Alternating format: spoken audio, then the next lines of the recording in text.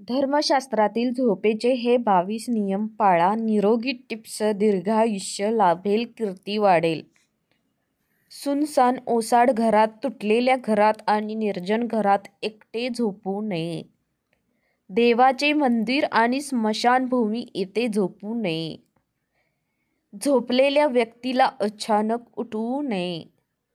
विद्यार्थी, नोकरदार आणि द्वारपाल जर बराच काळ झोपले असतील तर त्यांना जागे केले पाहिजे.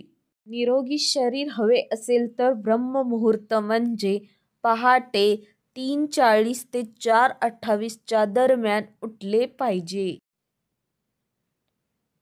पूर्णपणे अंधार करून खोलीत झोपू नये.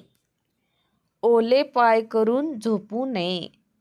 कोरडे पाय करून झोपल्यास लक्ष्मी मातेचा आशीर्वाद मिळतो. तुटलेल्या खाटेवर तसेच उष्ट्या तोंडाने झोपू नये. नग्न झोपू नये.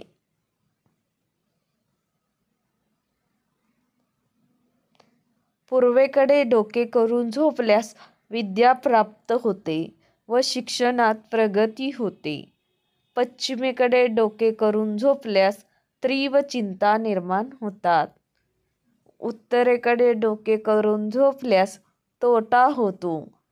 सतत मृत्यूभय असते. दक्षिणेकडे डोके करून झोपल्यास संपत्ती आणि आयुष्य वाढते.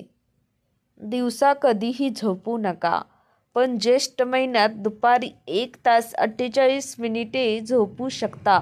दिवसा झोपल्याने आजार उद्भवतात व आयुष्य कमी होते. सूर्यास्ताच्या वेळी झोपलेला माणूस गरीब आणि असहाय्य होतो. सूर्यास्ताच्या 3 तासानंतर झोपले पाहिजे. डाव्या कुशीवर झोपणे आरोग्यासाठी फायदेशीर आहे. यम आणि दृष्ट देवतांचे निवासस्थान दक्षिणेकडे असल्याने त्या दिशेकडे पाय करून झोपू नये. त्यामुळे कानात अशुभ हवा भरते आणि मेंदूमधील रक्ताभिसरण कमी झाल्याने स्मरणशक्ती कमी होते. भय वाढते. शिवाय हृदयावर हात ठेवून व पायावर पाय ठेवून झोपू नये. पलंगावर बसून खाणे पिणे हे अशुभ आहे. झोपताना वाचन करू नये. असे केल्याने नजरदोष निर्माण होतो.